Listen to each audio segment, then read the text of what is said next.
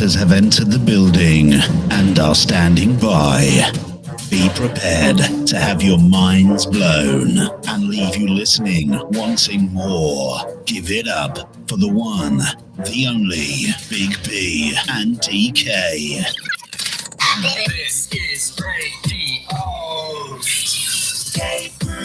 Radio.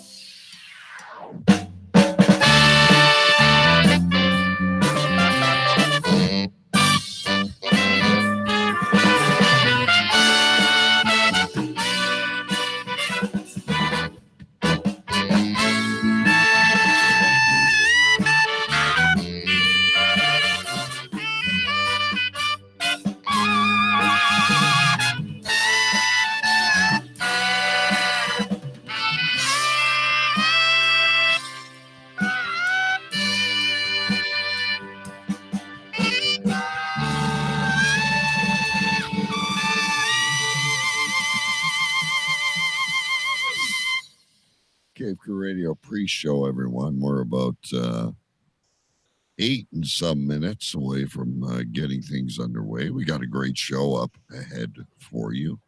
We have, as usual, a Cave Crew Radio surprise. We've got some weird news.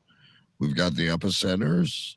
And we have, believe it or what, Olympic challenge.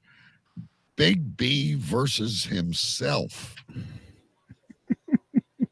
Which means if he gets 3 or more right, he wins. If he gets 3 or more wrong, he loses. It's the ultimate narcissist, believe it or what. But if I'm playing against myself, even if I get 3 wrong, don't I ultimately win because my opponent is myself? No, because you've got to beat yourself. You've got to prove to yourself that you are the Wizard of Oz of all knowledge. And this is the special Olympic version. The Olympic edition, which we can touch on once we get in the regular show. But also going on is the NHL frenzy, free agency, the expansion draft, trades. Big hello out there to Jason Scott. You better hang around. We're talking about you in a little bit. But yeah, I'm a Leaf fan. You're a Ranger fan. Yep. I don't mind. I don't mind the Rangers. I think they're a good team. But I'm pleased with what the Leafs have done. We are cash strapped on 4 players. Mm-hmm. Who are mega superstars, and there's all the people out there that are like, oh, you've done the wrong thing. We got Peter Mrazek from Carolina in exchange for giving up Anderson. I think that's a great move. Jack Campbell and Peter Mrazek. He had a very small sample size last year, but I also watched him play in Detroit. Right. He can steal some games. But the biggest thing I'm excited about is Nick Ritchie from our enemies, the Boston Bruins. Right. He was one of the bigger names remaining on free agency because he just signed yesterday, I think it was. Yeah. So he was one of the bigger remaining names left on free agents. And that is a big pickup. He's a good young player, and he's big and he's strong and he's dirty and that's I find the Leafs with their pickups they made with Kampf from Chicago and a few of these other guys, Bunting from Arizona, they've gotten stronger. They haven't gone with old guys for a change, and Amanda. I always get so confused when Jason does this to me. Maybe Jason is driving. They're at the drive-through. Okay. Jason could be driving, and Amanda is texting. Okay, gotcha. Anyway, so I like where they're going because everyone's, oh, you didn't get Hall, or oh, you didn't go for Eichel, or we don't have the money. We have our stars. We need players that are going to carry us and be tough through. He tagged the man. We don't know if it's a tag. We can't see that in chat. All right.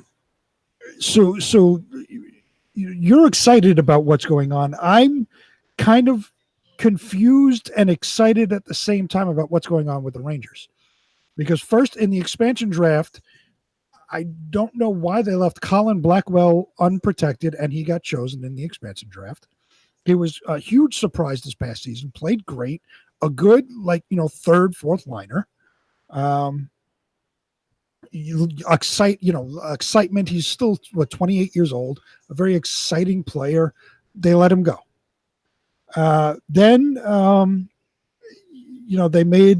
they signed a lot of bottom six guys. They signed the defenseman from Colorado. The other thing was they traded Pavel Buchnevich, who has become one of an elite penalty killer in the top six on the right wing. They traded him for a fourth line player in Sammy Blais and a draft pick. I don't understand this move at all. They're saying it's for salary cap purposes, but he was still under contract next year. You could have waited out this next year. Well, and then done something with him. You only have, it's like if I say to you, Big B, you have $20 to spend. Like right now, Toronto is $1.5 million over the cap. By regular season, we need to move some bodies. Right, but the Rangers weren't over the cap. Going into this, they had something like $20 million available on cap space. So like moving Jack Eichel. Right. This is where, maybe it's leading to, maybe not. I don't know. But so they moved Buchnevich off to St. Louis, trading him for a fourth liner, which is he's a tough, hard-nosed guy. I can't say anything bad about him. He's a fourth liner, and this is what Chris Drury, his focus was, the bottom six. He wanted to get tougher. He wanted to get bigger and meaner. So they signed Tenorti, probably a sixth or seventh defenseman that, will get some playing time. He's a tough guy. The one signing I do really like was Ryan Reeves. It was a trade. Ryan Reeves from Vegas. I've been saying for the longest time. I was going to ask you about him. He's going to make you tougher. He's the biggest piece of shit. I don't care if he's a piece of garbage as long as he stands up for the players. Now, if you watch the games this past season, the Rangers had absolutely zero toughness. The only toughness they had was Brandon Lemieux, and they traded him at the deadline. So they got beat up not only by the infamous Tom Wilson incident, but they got beat up regularly by the Islanders, the Bruins. In that whole division, they got pushed around because all they have is fast European type players. They have no toughness. So when they come up against the bigger, tougher checking lines of every other team in the division, they constantly get beat. So I like the signing of Ryan Reeves. He's going to add toughness. He's going to add a fighter. I've been saying for years that this team needs a fighter. And they haven't had one for the longest time. Like Colton Orr was the last time they had a fighter. Yeah. And I agree. That's what I say the same thing about the Leafs. These teams that grind. Tampa, I don't think Tampa's anything. Tampa lost a lot of their good players. And you have to have these, as you call them, bottom six guys. Yeah, absolutely. That get you through the playoffs. And I think perhaps both teams are going to be less flashy in the regular season, but better in the long run. Tougher to play against. Yeah.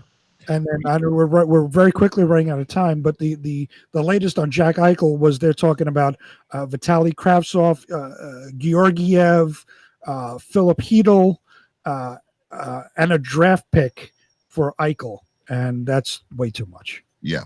And he still hasn't had his I was listening to a show. I know we're crunching time here, folks. I was listening to a show on the NHL on Cyrus when I was getting my car washed this weekend. He still has not had surgery. Buffalo wants him to fuse the disc, and he wants to have one of those artificial discs. So he still hasn't even had the surgery yet. Right. So Lord knows where that's going to go. Anyhow, folks, a little bit of hockey for you to kick off the show. Be an interesting season as we move ahead, and hopefully fans in all the buildings across North America. We got a great show ahead for you. Buckle your seatbelts. I just have one question. Facebook user, that beautiful Facebook user, I'll be watching shortly. How do you comment if you're not watching? That's something we'll have to figure out as the night goes on. All right. Anyway, I'll be watching shortly. Let's cue the radio, and here we go, kids. It's Cave Crew Radio, Sunday night edition. Let's get it going. Air traffic control, bring in New York. Roger that. Bring in Canada. 10-4. Gentlemen, we have liftoff. 10, 9, 8, 7, 6, 5, 4, 3, 2, 1.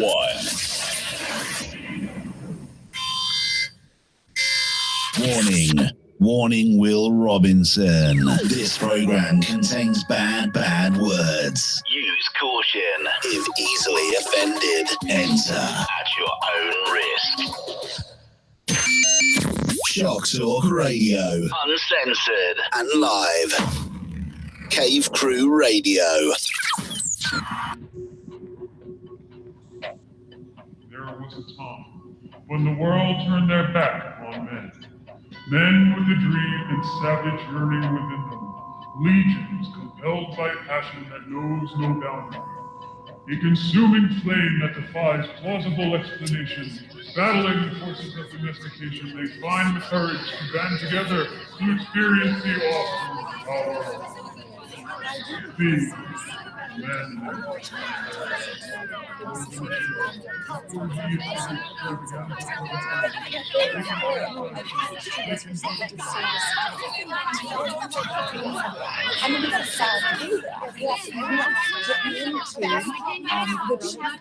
I say this with all due respect.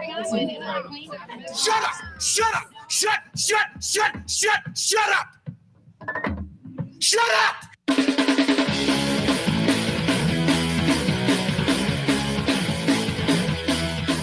Tonight's broadcast of the Masculine Feminist has been commandeered by the secret society No Ma'am. Gonna go to a place like a shot and a beer, steak, man.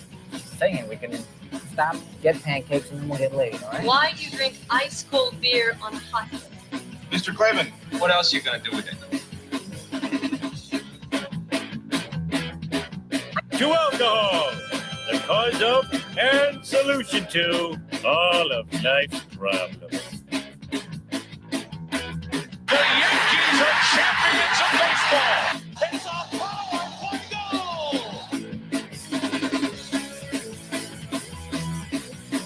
This is Cave Crew Radio.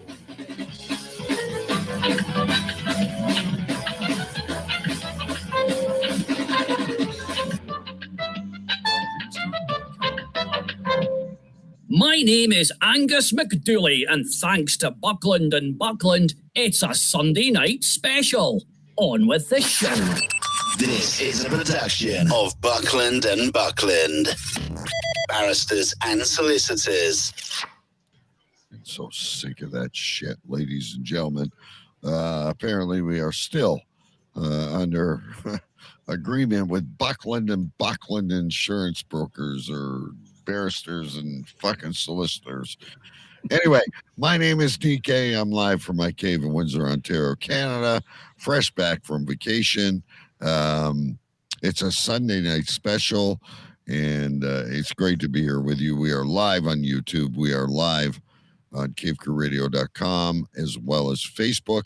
And of course, you can download us wherever podcasts can be found. We got a great show ahead for you, ladies and gentlemen. We have a Endless Summer Beach Party special announcement for next week coming up shortly. We've got the weird news. we've got a special Believe It or What edition when Big B will battle himself.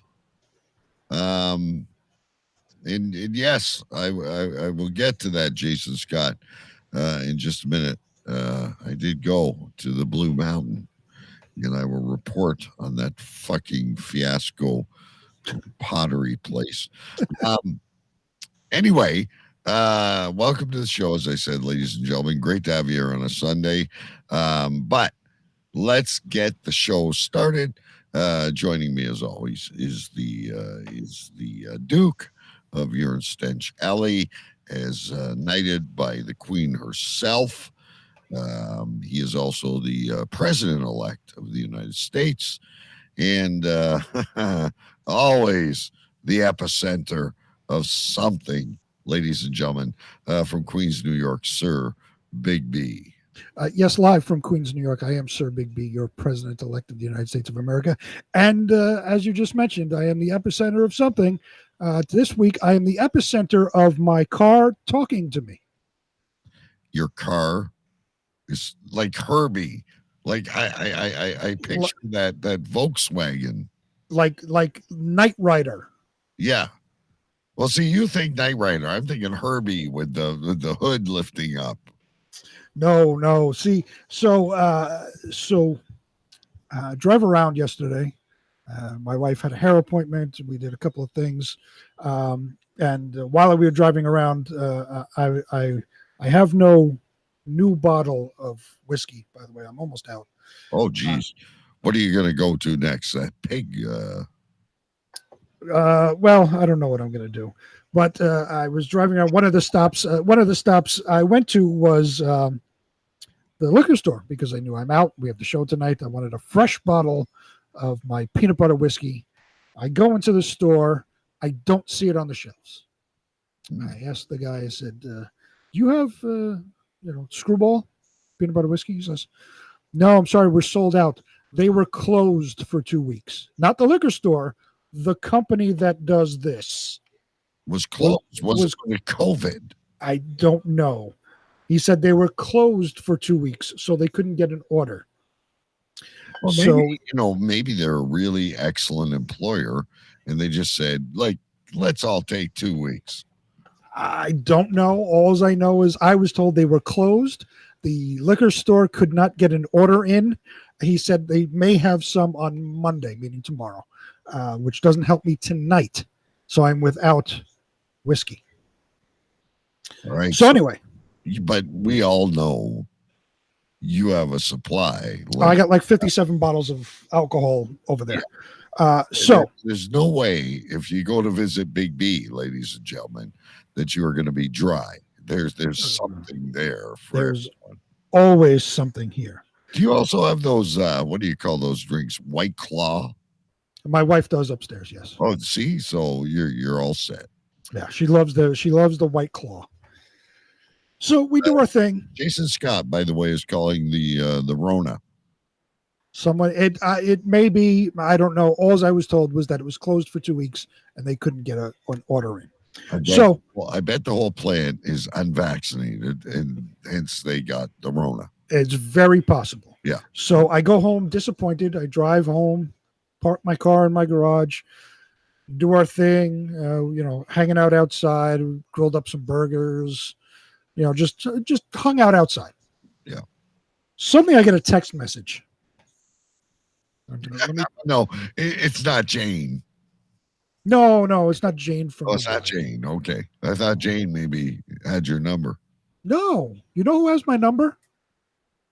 My car. Dude. I get a text message. I said, oh, who's texting me? Diagnostic alert. Flat passenger side front tire.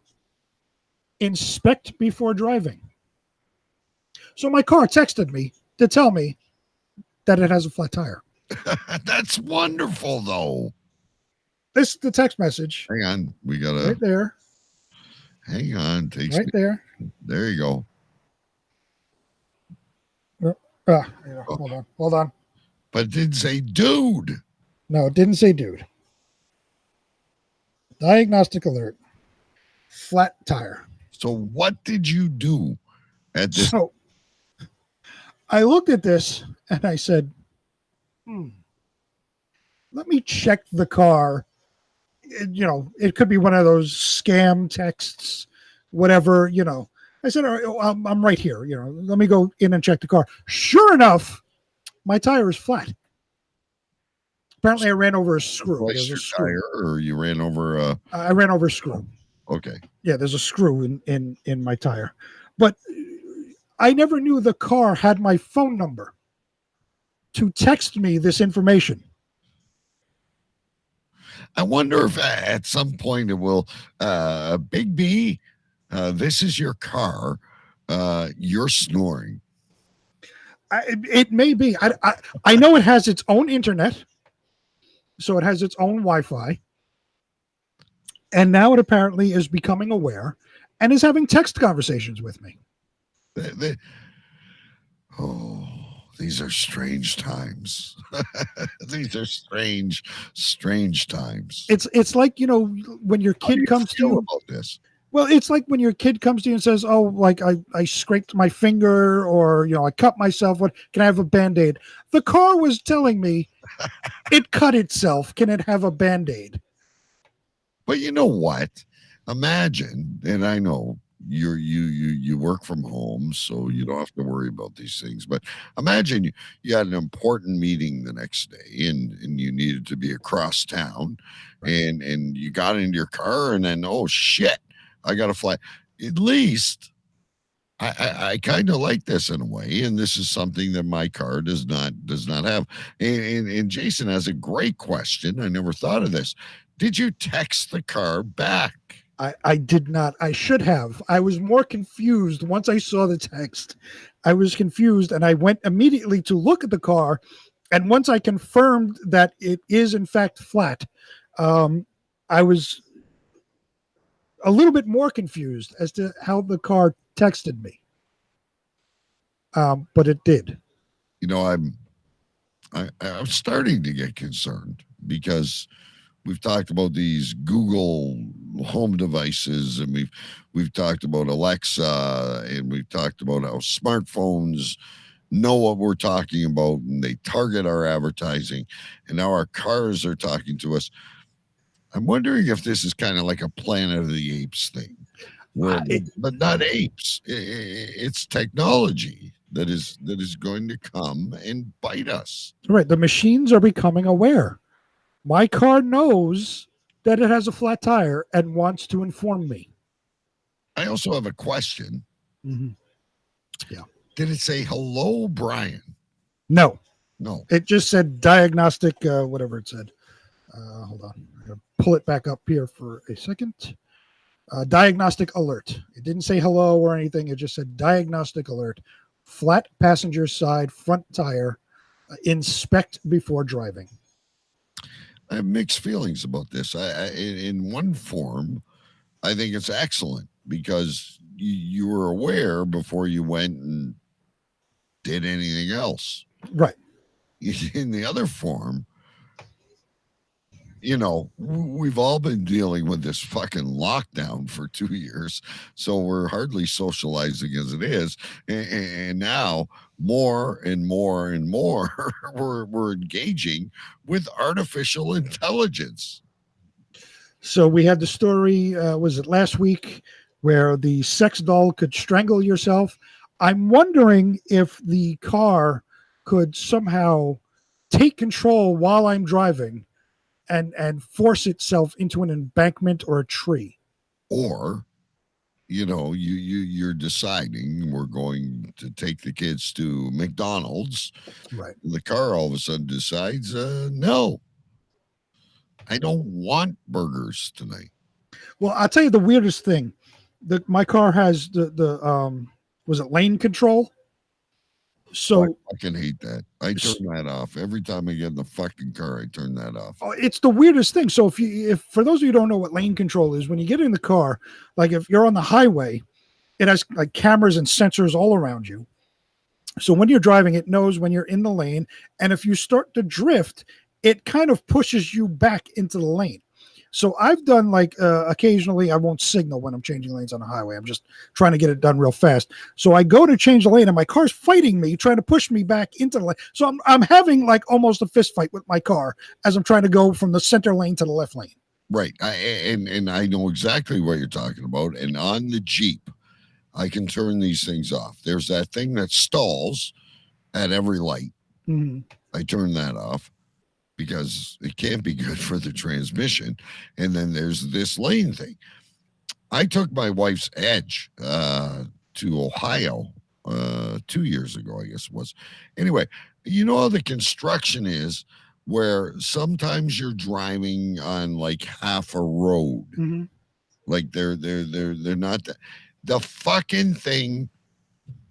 I was having a nervous fucking breakdown fighting this vehicle wanting to pull me into these cement fucking barriers. Right. And I honestly, and my wife's like, "You're usually such a calm driver." I was like fucking gripped like this. I'm like, "I'm a fucking car." I was ready to pull over. You can take a Greyhound or something. It's those lane. I don't like that. Well, I was in when I was in Kentucky a couple of years ago. I rented a Nissan Rogue, and it's got the brake assist. So, like, if it senses that you're coming too close to something, it'll brake for you. So I was driving, and the road was kind of.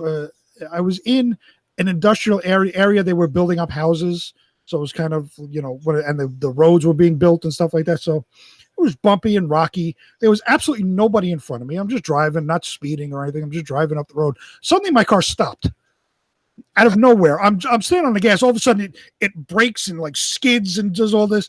The only thing I could equate it to after I sat there, I said, "What the fuck?" My wife's looking at me like, "What'd you do?" I said, "Nothing." I said, the only thing I could equate it to was the car tripped. Like when you're walking and you trip over a crack in the road. The only thing I could equate it to was my car tripped over a bump in the road. I have a major paranoia of these self-driving cars. In a way, it would be a luxury. Alexa, whoever, Jane from Mumbai, take me to the steakhouse. Right. And you go to the steakhouse and you can have a few beers and you can eat a good meal and not worried about being inebriated on the way back or whatever. I like that. But we're not there yet. Right. Like we're not there yet. And but yeah, I know exactly. And almost on the same line of what you're talking about, I have kind of two vacation stories for you. To answer Jason Scott's earlier question, yes, I went to the Blue Mountains. Beautiful, great food, lots of fun. No pottery to be found other than this little station where kids could, how they paint. It's not real pottery. Sure. It's not glazed like the things. Right. There is no Blue Mountain pottery there. Whoever they are, they sold out. They're gone. They're not there. That's the one thing I've been asking now for months. One piece of Blue Mountain pottery. It's obviously moved north to Cornwall, Brockville, all these little places. And unfortunately, Jason Scott will not send you a piece of pottery. The great thing about Amanda is, and we'll be talking about this couple in a little while, ladies and gentlemen. The great thing about Amanda is you want Scentsy. Like my wife's browsing again. She's ready for another order. Amanda will ship anywhere. Jason Scott, he's a hypocrite as far as I'm concerned. Well, let's preface that statement because I've asked them both to get me a piece of Blue Mountain pottery. I said I would pay for it. I never asked for it for free. I said I would pay for the shipping for it. I never asked it to be mailed for free. Amanda has my address because I've ordered Scentsy from her. She has my address. And as of yet, zero pieces of Blue Mountain Pottery, and all I want is one. We have a Blue Mountain Pottery update. Apparently, it's coming soon. It is not. I don't know if I'm getting any. I've been hearing this. I've been hearing this that it's coming. Blue Mountain Pottery seal. That one of those seals or an ashtray. He's got over 1,000 pieces of Blue Mountain Pottery. And I don't know, in his house, he has room to move around. He's going to eventually smash them all and build a new house out of Blue Mountain. It's going to be a Blue Mountain Pottery house. It's going to be one of a kind, and he's going to sell it for $8 million. But I won't get any pieces. Well, listen, the caption is here. And again, ladies and gentlemen,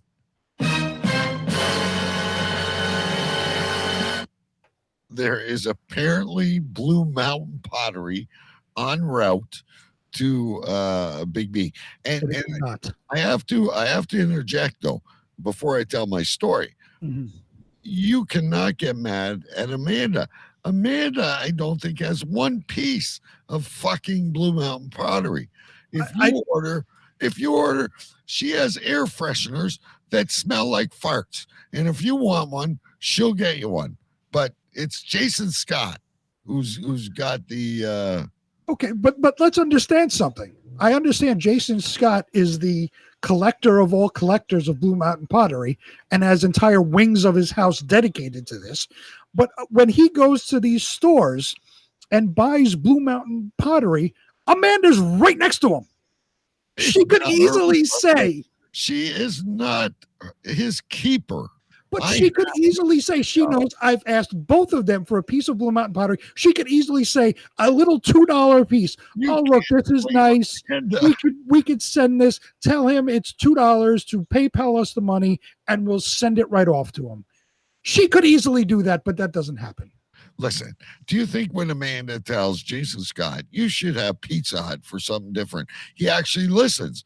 No, he still goes to Domino's. It's all on Jason Scott. It's got nothing to do with Amanda.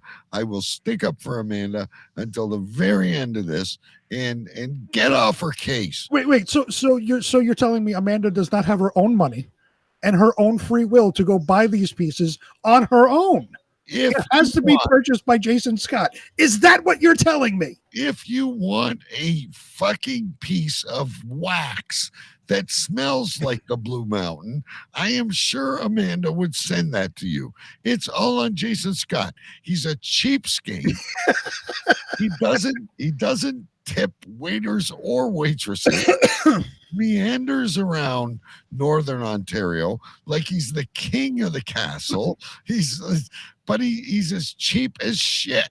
It's not Amanda's fault. Oh, and Amanda's also teasing an air purifier with scents throughout the house, but not bacon scents. I want one that smells like farts. I want one that smells like bacon. It's not that much to ask. And listen, people don't know what we're doing here, but we are building up to the biggest couple Choo Mania ever. Anyway, I'm in Amanda's corner, and I don't think so. Blue Mountain. I go on this vacation. There's no pottery, but you were talking about things that drive themselves. I have a couple of things that I have to tell you about. So we went horseback riding. That was in Jason Scott wants bacon farts. A compromise between us two. Yeah. You want farts, I want bacon. Farts. Bacon farts. And those are the best farts. Anyway, so one of the things I always wanted to do was ride a horse, not like around a circle, but to go into a trail and actually ride a horse. So we did that. And my wife and my son were ahead of me.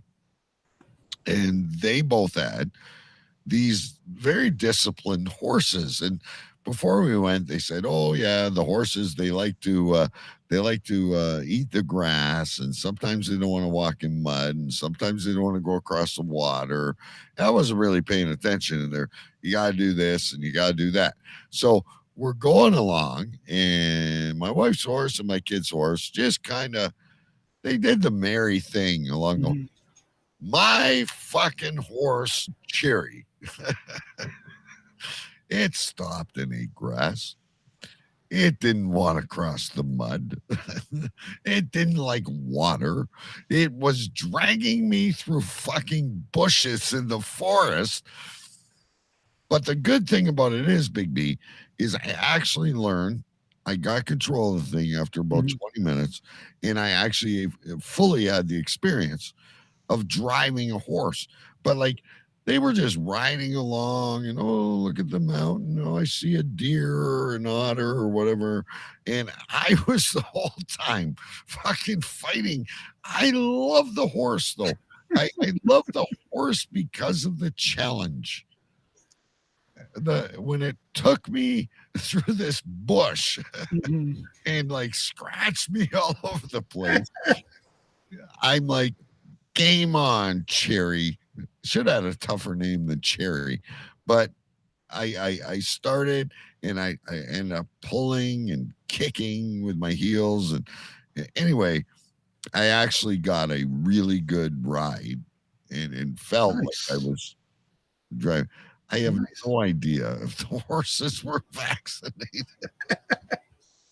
I'm vaccinated, so I really don't give a shit. Which, by the way, before I get to my next part of being out of control when you're driving, in the village where I was, I'd say 30% of people were wearing masks walking around. The rest of us were, other than, when you went up to a restaurant. But anyway, so there was this roller coaster, and it's, those, what do they call those things that go down the mountain? The luge? In the Winter Olympics you're talking about? The bobsled? So they had this metal roller coaster, right? And it had a switch on it where the idea is to hold it down, and you ride and you go, I don't know, about 40 kilometers, 40 miles an hour, whatever. And it was fun. And of course, I went first, and I had this lady with a kid, and she hit the brakes. Oh. And I come around this fucking corner. Oh my. Flying. And I had to stop my whatever it was, car. Right. In the tracks. It didn't stop, but I had to slow down because this bitch, like, what? If you don't want to go fast, if the kid don't want to go fast, don't go on a roller coaster. Right. Don't do it. Right. So we did it 2 more times, and like my kid was teasing me. He's like, "Oh, what? Why do I have to go? You're going first, because I know you'll hit the hammer, and I'm hitting the hammer behind. I'm not doing this again. I need a drink." Okay, you planned this. My horse was a piece of shit. My fucking roller coaster car was a piece of shit. This is all a big scandal. You want to talk about electronics? This is just karma. Did you have fun while you were up there? I had a blast, and I feel great, and I love it up there. But I'll tell you. Can you tell me where this is in Canada? I have no idea. It's Georgian Bay. Google. That doesn't tell me anything. Yeah, well, you need to Google. I don't know. It's like, is it north of you, west of you, south? It's north of me, but it's not the far north of Ontario. It's I don't know, about 2 hours from Algonquin. It's in Georgian Bay area. Okay. Beautiful. It's beautiful, and it's mountains. My ears popped, and and then I was hiking on this one hike in these scenic caves. This was after the horse. And this fucking hike. I cannot picture you hiking in scenic caves. I cannot picture you going on this vacation at all. The only kind of vacation I ever picture you going on is if maybe camping, sitting outside a trailer, like you rent an RV, you sit outside, you drink for 5 days, put burgers over the fire, and that's it. That's all you do. Yeah. That's my style for the most part. But I'm also a team player. This is what Big B. I couldn't sweat anymore. I honestly thought I was going to pass as I was climbing up this mountain. It was literally vertical, and I was holding on to trees.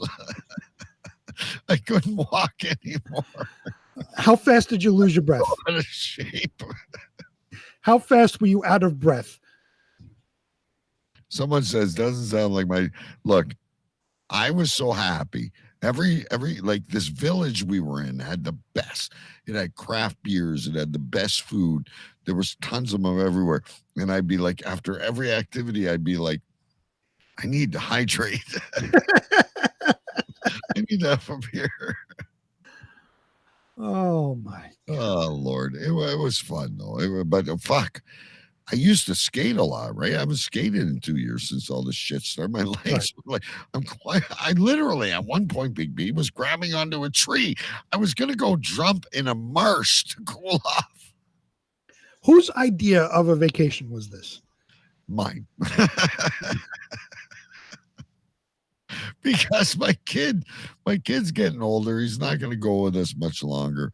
It was a lot of fun. We had some good times. And, yeah, it was just, I don't know. There's a lot of good, really good food, really good craft beer. I swear, everything I did, karma was out to get me. It was just... Well, in 2 weeks, I will be away. Yes, I will be in the Finger Lake region of upstate New York on a campsite. What a beautiful, beautiful place. I have been there. So yeah, you're gonna. How about is it Silver Lake by any chance? I don't know what lake it is. It's in Bath, New York. So I don't know what lake is there. It's in the Finger Lakes region. And my vacation, although on a campground, will be the complete opposite of yours. Because where we're going, I have a cabin. I am not sleeping out under the stars. I have a cabin and everything is on site. You don't have to go anywhere. Like I can literally sit in my cabin and my kids can go play and do all that they want. And I can sit and drink beer. Oh, that's the best vacation of all. I can't wait. I'm sure you'll have some adventures, though. The wife will bring you out somewhere. I'm sure we'll go somewhere, but the idea of it is everything is encapsulated within the grounds. They have, tons of stuff for kids. They have crafts, playgrounds, basketball courts, all this stuff. They have a movie theater in the center. That they constantly play movies on and all of this, and it's an all encompassing place. Do you have a hibachi that you can barbecue on? I have a Blackstone. Okay, it's a griddle type. Yeah, I know what a Blackstone is. Okay. Right, but yeah, I got one of the portable ones, so I have that I can bring with me. But they have like a fire ring outside the cabin. So you can sit around and have a fire pit, and they have one of those, those grills that you see in the park that they're all filthy and stuff. So you can use one of those, but you got to really scrub it down because Lord knows when the last time it was cleaned. So we could do that too. You'll have a good time. I'm sure. So, by the way, ladies and gentlemen, the alarm goes off as we speak, and if you want a show a week from Friday.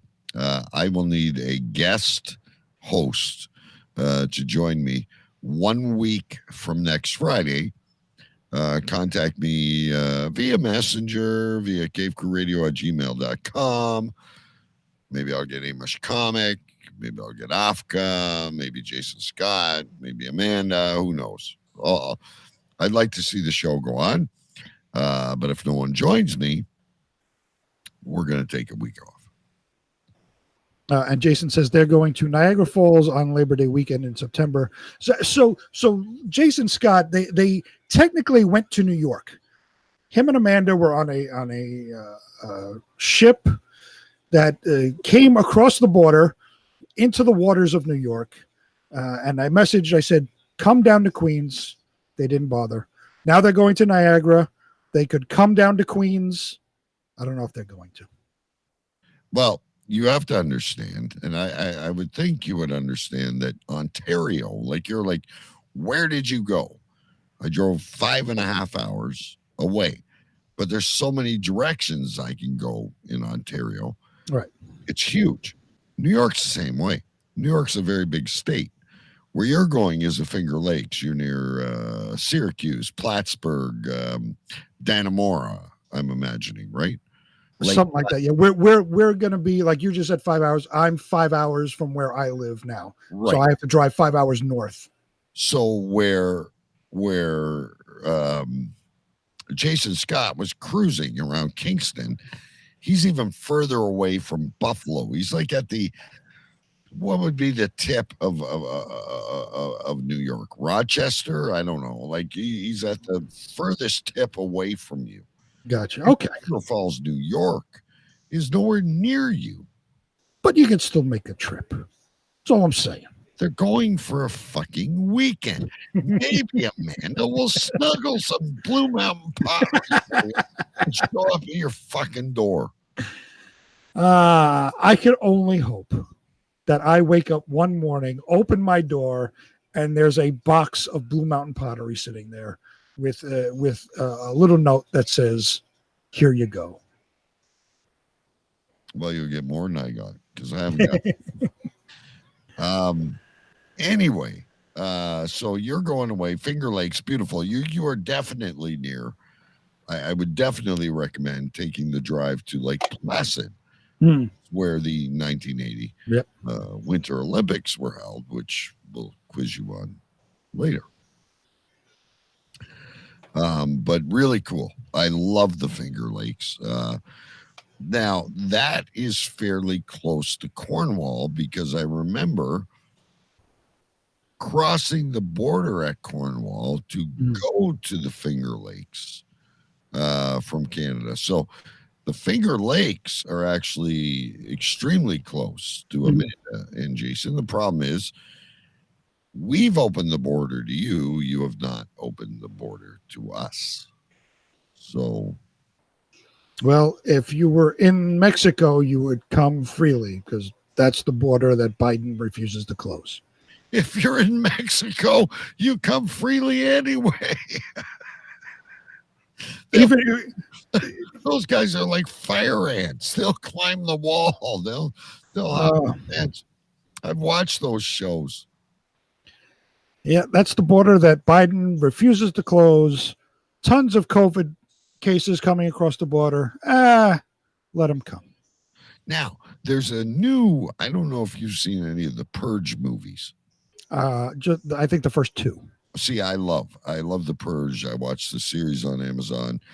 I find it not fascinating. I don't want you to go kill anyone for 12 hours, but I thought it was a really cool concept. Anyway, there's a new Purge where there's this group that refuses to recognize that the Purge ends after the 24 hours or 12 hours or whatever it is. It's a new movie at the theater. And all I remember, I was watching the trailer and it goes, the Mexican border is open for 6 hours. Is that a reverse Alamo or what? Oh my God. The Mexican border. So obviously these people are running to, anyway, I don't know. Right. I'll watch the movie once it comes on Prime or Netflix or whatever. All right, what should we do next? Let's talk about next week. We have a major announcement to make. And so Labor Day, we have to pull up a calendar because now Labor Day is off the calendar for these two, unless they're going to do it from Niagara. Choo Choo Mania is a major event that we held back in the old days. And we'd have Choo Choo Stew, Chris Ripka. Was it Chris Ripka both times or? Well, no, we only did one. It was Choo Choo Stew versus Chris Ripka in the original Choo Choo Mania that ended in controversy. Oh, so the Choo Choo Stew 2 that we advertised never happened. It never actually happened. Okay. So this is a major event here. So, yeah. So go ahead. What was Choo Choo Mania? So Choo Choo Mania was an event we came up with several years ago. Back then, we were doing something with our old pal, Chris Ripka from Raw and Real. And he was, there was some, I wouldn't say friction, but there was some back and forth between him and Choo Choo Stew. Nothing angry or anything like that, but we decided to settle it in a series of events that we called Choo Choo Mania. In Choo Choo Mania, we had them do a beer chugging contest. They had to answer questions, and if they got something wrong, they had to drink hot sauce. They had to eat a raw onion, various things like this. Trivia, they read Shakespeare. That's right. Yeah. There was a whole bunch of things, and if you got things wrong, you missed lines, whatever it was, there was a punishment, whether it be eating a raw onion, drinking hot sauce. We had the beer chugging contest, various other things, and points were given out. Right. It ended in controversy with Choo Choo Stew winning, but it was a very controversial ending. Which, by the way, he told me he did cheat during the chugging contest. It came out years later that he actually cheated during the beer chugging contest. Which was right down to the wire. And Ripka said he was cheating, and I was so disappointed in that. So we were going to have a rematch, but it never happened for whatever reason. So Choo Choo Mania 2 is homeless right now. I don't know why. You keep getting these cryptic. I hate Facebook because it's all the laundry. Oh, yeah, there's I don't know what's up with Ripka. There's something going on with him. Maybe we should ask him to come on the show one night. Oh God, I don't need that. But yeah, so we were going to have Choo Choo Mania 2 to settle the score, which never happened. And then we put it on the back burner for several years until this year. We've decided to bring back Choo Choo Mania.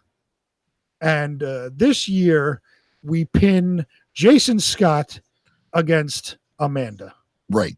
A loving couple that their relationship became official just probably 6 months ago. They're booked to go to Niagara Falls on Labor Day. So I say Friday, August 27th. We have to confirm that Amanda does not have her kids that weekend because she doesn't want her kids. Of course.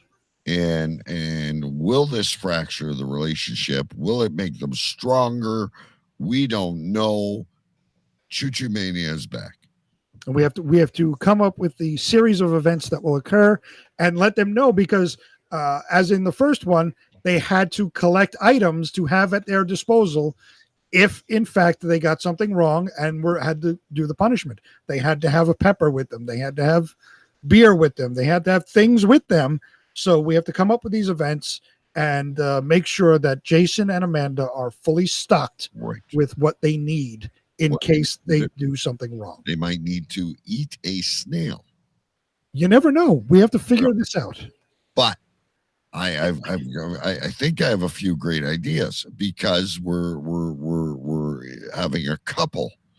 I think we should have a he's saying her kids will be in bed, but she told me it had to be a week she didn't have the kids. So August 27th, next week is the contract signing. So we'll finalize the date, make sure everyone's available. But I was thinking like a newlywed. You remember the old newlywed game? Of course I remember the newlywed game. She'll get vertigo. Inside joke, ladies and gentlemen. Well, there you go. There is event number 1, spin in a circle for 10 seconds and then say the alphabet without falling down. But here's a few things I thought. We could have like a newlywed game. Mm-hmm. Oh, they're fighting already. I can't wait until next week for the contract signing. This is better than Conor McGregor. This is better than anything, ladies and gentlemen. You need to be here next week, Friday. It's not that far away. And we're going to have the contract signing for Choo Choo Mania. I was thinking of like a newlywed game, to see how well they actually know each other. Right. The two of them are constantly going on boats and looking at castles and all that shit. Mm-hmm. Believe it or what, Cruise Castle, whatever edition. And then we should have them like sing or something. We'll get together, you and I. Yeah, and we have to figure out what punishments we will dole out, and we'll see what happens. I think over this coming week, since next week is the contract signing, I think this coming week we should discuss, get the events together, get the things that they need. So at the contract signing, we let them know the rules of engagement. Right.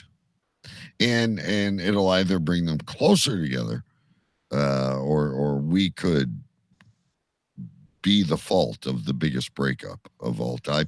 And we brought absolutely them together. Like, we didn't physically brought them together. They met on Tinder, but at least, I don't know. I'm assuming they met on Tinder because Jason Scott doesn't leave his house. So they obviously they didn't meet at church, right? So unless they went to high school together, they met on Tinder. Jason Scott did not swipe left on Amanda, which is great. But we're the ones that said, why won't you come forth with this relationship? We challenged him and we challenged him and we challenged him. And he finally came forth and said, Jason Scott is in a relationship and they're a great couple. And, but you won't die. If you need a life coach on this, I would seriously suggest one of you get a hold of Afka, and he can let you know kind of the ins and outs of what we do. It's fun.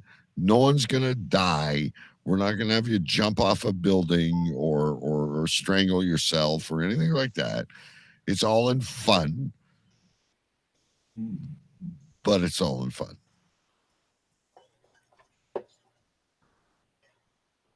Anyway. Yes, it will be a good time had by all. Nobody came out worse for wear in the first Choo Choo Mania. Just a little maybe indigestion because they were drinking hot sauce, eating lemons and onions, eating onions, lemons, stuff like that. So maybe a little indigestion, some heartburn, nothing major. No, a lot of fun though. Yeah, I think you guys will have a blast. And by the way,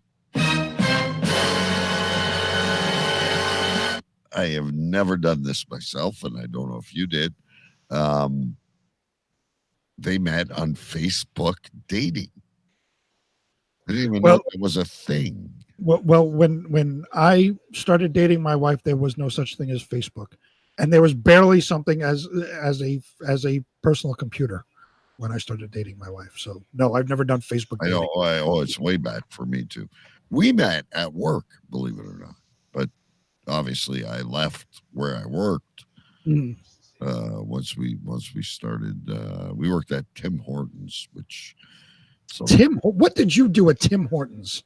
I was an operation manager, and I managed 11 Tim Hortons. So you were in the corporate office. You weren't actually in a Tim Hortons. I was in. I baked. I did it all, and it was a hands-on corporate.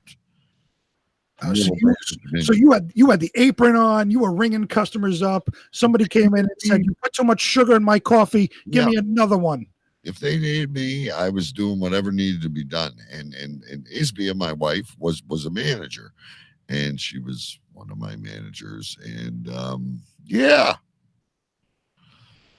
we're still together. She works at a law office, and I sell propane. So wait. So I'm confused. When were you the boss, or was she the boss? I was the boss. You were the boss. Yeah. I was the operations. I was in charge of multiple stores, and she managed one. And so there was some inter-office dating then. There was an attraction, and once that attraction started getting more and more and more, and she started driving my sports car, and Ken's car is here, but he's not here. And I said, I'm done. I'm much more employable than you at this point. And no, but I mean, like I could find another job quicker. I'm slightly older and more experience. So I left. And then she didn't like her new boss as much as me. So she left too. And she's been at the same job for like 21 years. So can we back up for a second? Oh, sure. Because this became a 1980s fucking romantic comedy. Yeah. You had a sports car that she was. It reminds me of, like, you know, the jock with the sweater tied around his neck, pulling up with the top down on the Mustang. Yeah, hang on. I want to close out this fucking Amanda thing. I need to understand. It wasn't a Mustang. It was a Probe. Okay, well that it's a Ford Probe. It's not a Mustang. It's not a sports car. It was pretty fast. It was a pretty sharp car, and this thing was nice. You got to remember, I did play some little bit of semi-pro hockey, and she may or may not have been what you would call a rink rat. I don't know what you call them.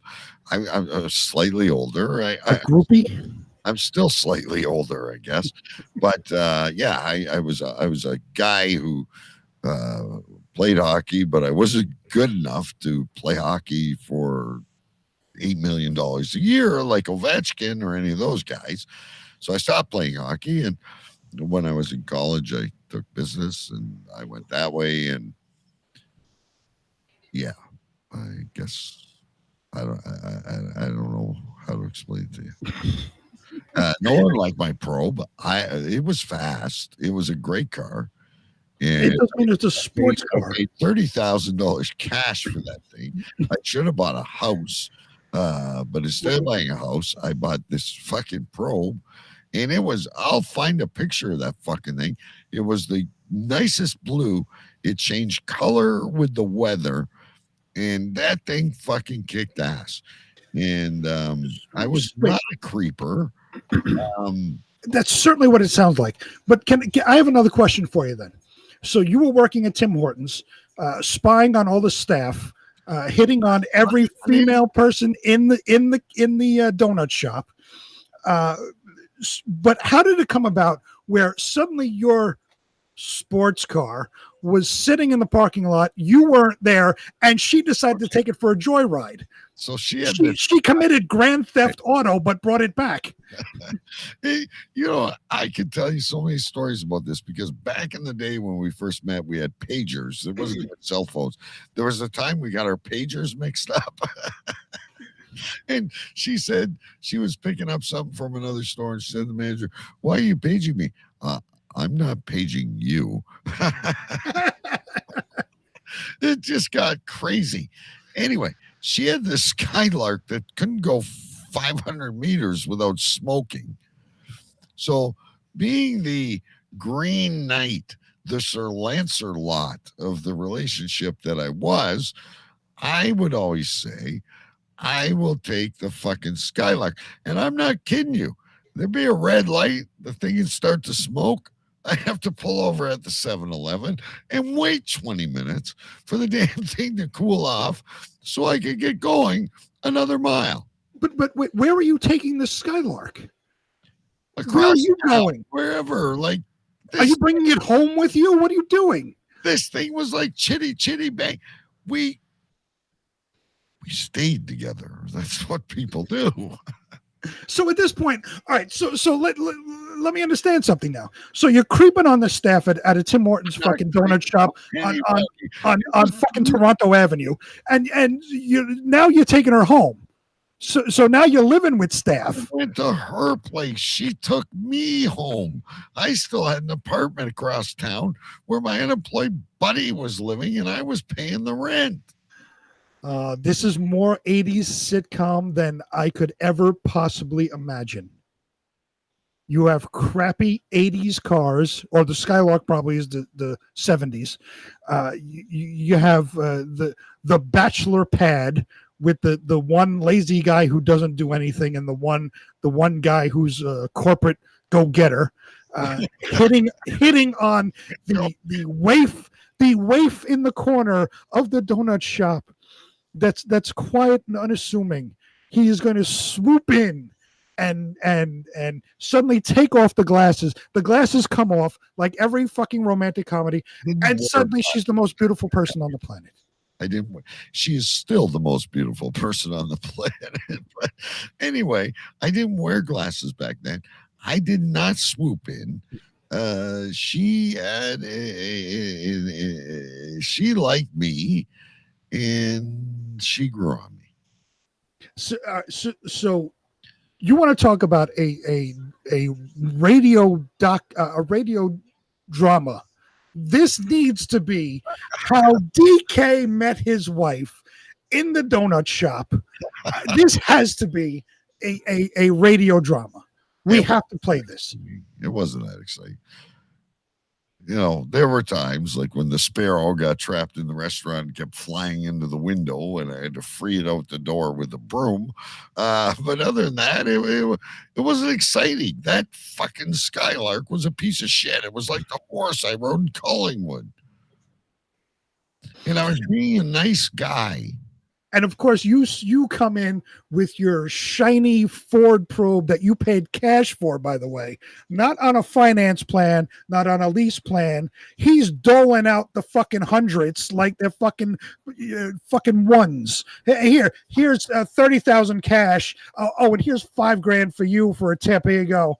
It's all coming out now. So he's rolling up in his, fucking money's flying out with the top down, pulling up in his Ford Probe, right next to the Buick Skylark, saying, try some class.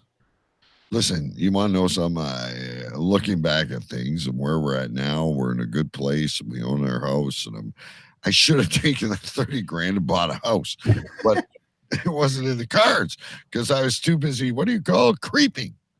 Wait, and that's another question. Where'd you get $30,000 from? I had a good job. He's the silent partner in Tim Hortons. Nobody knows about it. I did okay, but anyway, and yeah, if I could have done things, well, no, I'm happy I met her. We've been together now 21, 22 years, whatever it is. But yeah, the car was a bad mistake. But who knows, if you didn't buy the shiny, brand new 1987 Ford Probe, maybe you wouldn't be together. Cranking Cinderella. And yeah, who knows? So it was a good decision. Yeah. I was always a go-getter. I was a go-getter when I was a teen, and nothing illegal, by the way, ladies and gentlemen. I never sold drugs or any of that shit, but I was pretty good at my sport, and I went away for a while, and I didn't make contracts like these guys do, but I made some money. Well, good for you. I have to say, not many people can walk around and say, you know what, that car was $30,000. I paid for it in cash. Yeah. Not many people can say that. So good for you. And yeah, it might be worth $1 million. I have no idea. And it's probably in the scrap heap. It's probably the paperclip you used 3 weeks ago. I like my Jeep, better than I like that car. It was a piece of shit. I wanted to get laid, ladies and gentlemen. And So you bought a Ford Probe?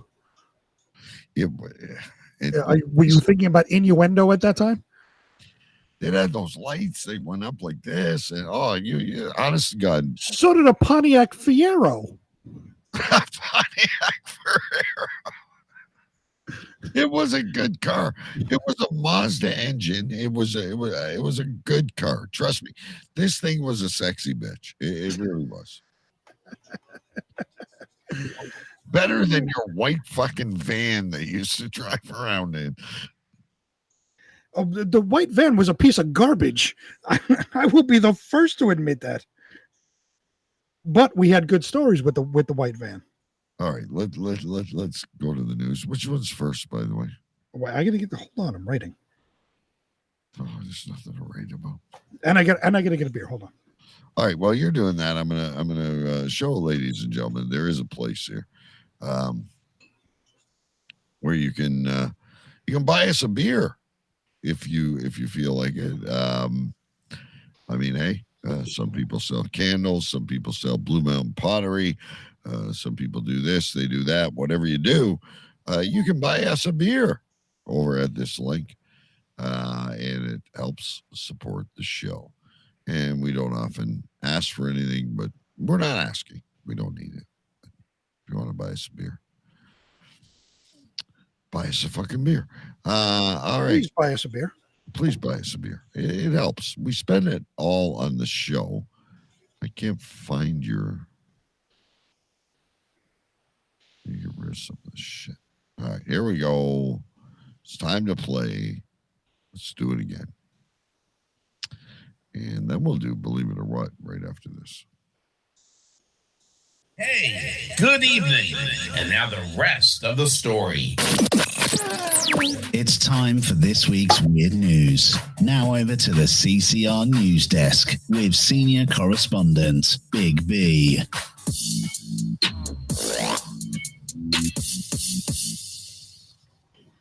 All right, senior correspondent Big B. You have to order. I don't see you. You don't see me? No. Can you hear me? I can hear you. I'm on. I can see myself. Okay, hang on. I'm going to refresh here again. You want me to go out and come back in? No. Hang on. Maybe. Now he just disappeared. Now I can't. Oh, there he is. There he is. Okay, he's back. Okay, all right. can see so I forget. Is it the Florida one? Yeah. With the snakes?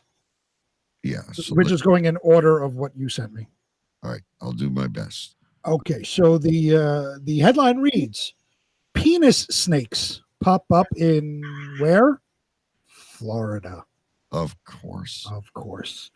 Thought that California's flotilla of sea penises wasn't phallic enough. Enter the penis snake, a similarly manhood-shaped invader that's causing a hubbub in everybody's favorite state. It's causing a hubbub. It's causing a hubbub. Very little is known about these animals in the wild. Florida herpetologist Coleman Sheehy told Creative Loafing of the member-invoking creature. That's a very confusing sentence. Which first surfaced in the state 2 years ago. Authorities had captured a 2-foot-long specimen at the C4 Canal near Miami International Airport and put it in captivity, where it unfortunately died of starvation. It had no vagina. Yes. Its remains were subsequently sent to the Florida Museum of Natural History, where DNA analysis identified the penile critter as a caecilian, a type of virtually blind, legless amphibian.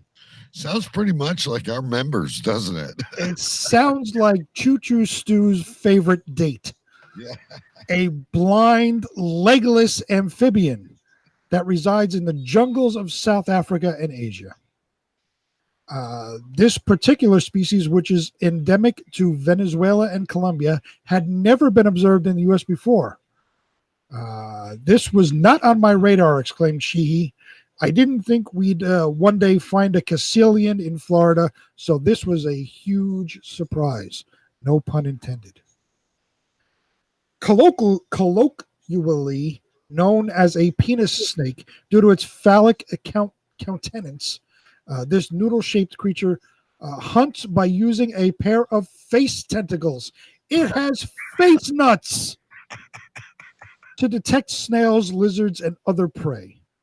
Thankfully, despite growing up to 5 feet long, this creature doesn't pose a threat to humans. Could you? Okay, you want to talk about audio dramas? You know, like The Blob, right? Jaws. Mm-hmm. We should have one about a penile snake. It's a penis snake with face balls. It seriously does look like a penis with balls, though. There's nothing particularly dangerous about them, and they don't appear to be serious predators, said Sheehy, adding, they'll probably eat small animals and get eaten by larger ones. But it's so is this another, like, they got pythons? I read the other day they pulled 200 alligators or crocodiles out of Disney World since that one kid got attacked a few years ago. Is this another? What is it with Florida and invasive species? I don't know, but they're not sure how it got to Florida in the first place, although they suspect they might have been released by careless owners. That species is most common in the pet trade. So apparently penis snakes with face balls are big-time pets, so they may have been released into the wild by, of course, Florida people. Well, unfortunately, Florida has become ground zero for invasive species, which include everything from iguanas to Burmese pythons. And I've read, like, the pythons are around there like crazy. And I remember when I was a kid, they were never there. And alligators, like I was telling you, at Disney World, the one attacked that kid. They pulled out like 200. So I get it. You buy an alligator, it gets too big. For a while, they were putting them in the sewers in New York, were they not? Like, people were flushing them down the toilet or something. That was not a thing. Huh? That's like the old wives' tale of you flush an alligator down the toilet and it grows to 9 feet long in the sewers of New York. That's never happened. Never real. Okay. Never real. Anyway, I know for a fact, though, people buy things like snakes. Mm-hmm. They get too big and they let them go. Yeah, for sure. That happens a lot of times. That happens around Easter with they buy either little chicks or little bunny rabbits, and then they obviously get bigger, and people don't want to take care of them anymore, so they just release them. So you have wild chickens and bunny rabbits wandering around. Very valid fact. But here's my question: who, looking at the picture in the bottom corner, I understand there's all different shapes and sizes of dildos and sex toys that the women like. Maybe the men as well, butt plugs. We've covered them all. Who sees that and decides, I want to keep that in my aquarium? And number two, I don't think they get that big, do they? They said up to 5 feet long. Oh, okay. So the penis grows. That's intimidating even for the loosest hoe. But so they release the amphibious penis into the wild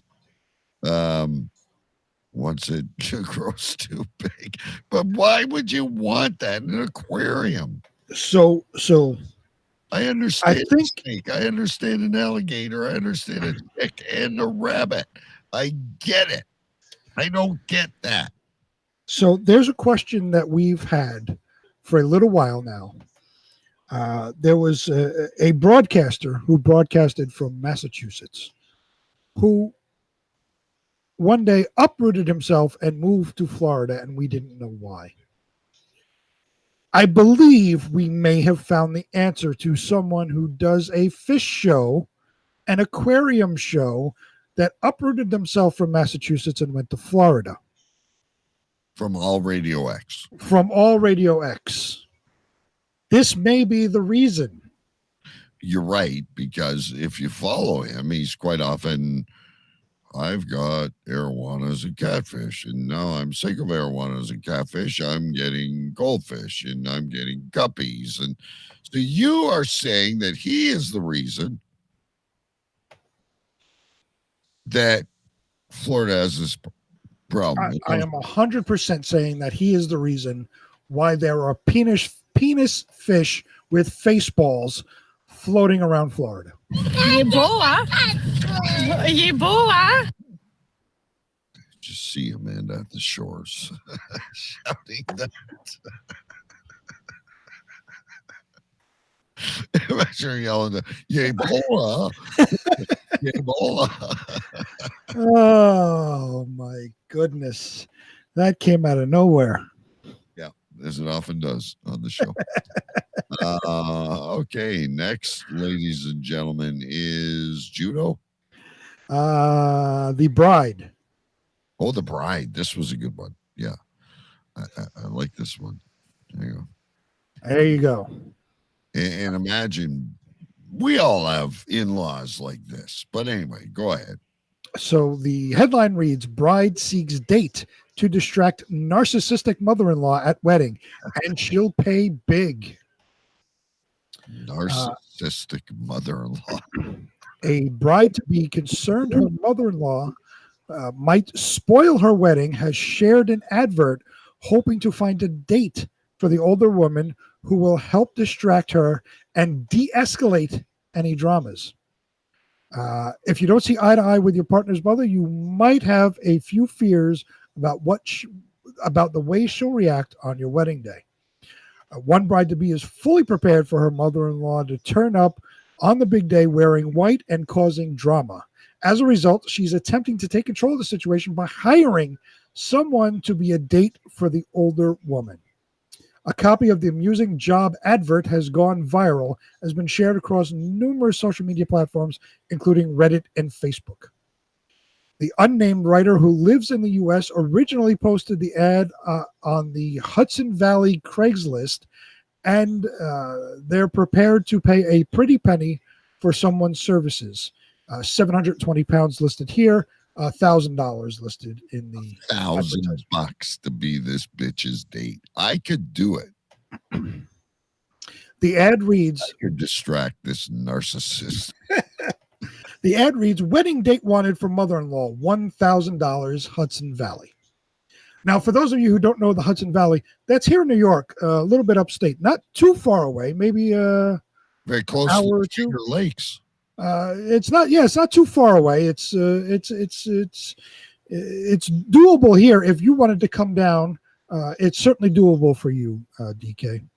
The ad reads, hello, I'm looking for a wedding date for my mother-in-law from Friday evening to Saturday evening for a wedding in Hudson Valley in August. Also, this is a sleepover. This is a sleepover event. She needs constant attention and supervision. She's like describing a child. She would probably wear white and try to escalate small dramas.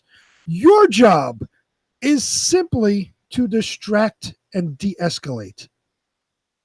Flatter her for 2 days and make an easy $1,000. So what would you'd like grab her wrist and say, let's go do the Macarena?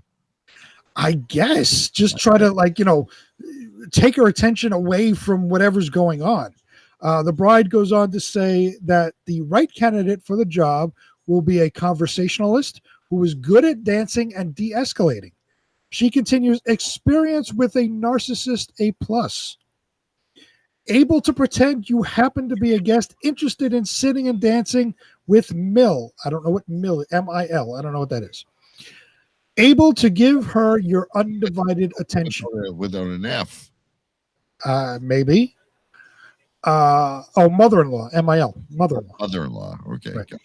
Other must-haves include being aged between 40 and 60-ish and having their own suit to wear. Does a Ford probe come into play here? I can do it. I can pull up in the probe in a suit. I'm between 40-ish and 60-ish, and I'm right in that sweet spot, and I could do this. There you go. She adds that her mother-in-law is 51, slim and attractive, and they'll provide more background information ahead of the big day. I'll just provide more background information.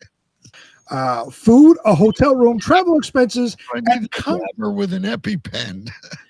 Food, hotel, travel expenses, and conversation topics will be provided for the lucky date. So they will give you a bullet-pointed list of conversation topics. Do this.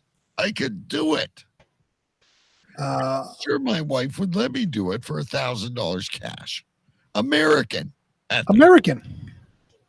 On Reddit, the ad was shared on the Fuck You Karen forum, where it garnered over 3,700 upvotes. Karen forum. The Fuck You Karen forum. I gotta join this. I didn't know it existed. It's on Reddit. So you go on Reddit and find the Fuck You Karen forum. Love Reddit. Okay. It garnered over 3,700 upvotes and hundreds of responses. One person said, "I want to see the psychological thriller based on this wedding." Another wrote, "I didn't realize I had employable skills."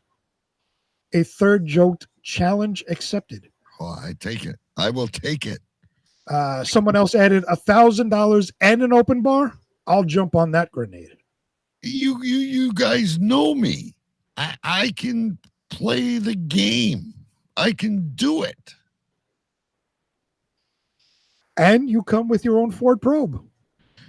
With a narcissistic bitch, and they supply the topics. That's like Big B reading the news. This is okay. They supply the topics, a nice bullet-pointed list of topics to discuss over a period of 2 days. You get fed, you get the hotel room, you get open bar, and $1,000.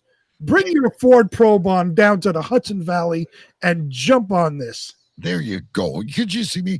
Next up, narcissistic bitch, is this avocados on toast.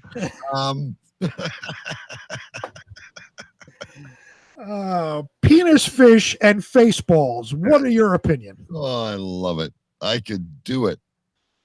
Could I make a living at this? Are there more ads like this out there? I can guarantee if there's one, there's 100. You could make a killing off this. Could you imagine being so paranoid that the mother-in-law bitch, the narcissistic bitch, is going to ruin your wedding? You're going to go that far. So, you and I both did this. Got to get the DJ. Got to read write our whatever, our vows. Right. Pick our meals. Assign our guests, our song lists. Not once did I think of this. So my question is, she took an ad out on Reddit. I would have paid to have my wife's fucking best lady or whatever the fuck they called her. I would have done something to get her a date. But I think she left with some guy with a dime bag halfway through the wedding. Anyway.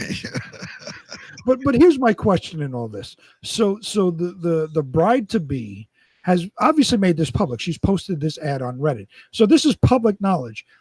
What happens if it gets back to the mother-in-law? Isn't that just going to cause even more drama? Well, I'm sure it would. My question would be, does the groom even know that she's doing this? Oh, good question. Is this a mutual, we got to keep my mom in the corner. We Right. got to distract, deploy. That would be my question. As far as I'm concerned, this gal don't want anything to do with this bitch once the wedding's said and done. My question is that, lady, You really are a narcissist. Does it not say she's going to wear white to the wedding? She's going to wear white to the wedding. I would serve spaghetti. I would serve everything that stains. And I'd give her a tilted table. I'll take bets now that this wedding, this marriage doesn't last beyond 3 years. Oh yeah, because could you imagine when she comes to visit or? Oh yeah. I'm gonna guess she's with a mama's boy. Probably. Because usually the over daunting parents are that way for a reason. Right. And the and the child doesn't interfere, doesn't say anything, just lets it happen. Right. He's probably got a 9-inch cock or something like that, and she loves him, but he's a moron.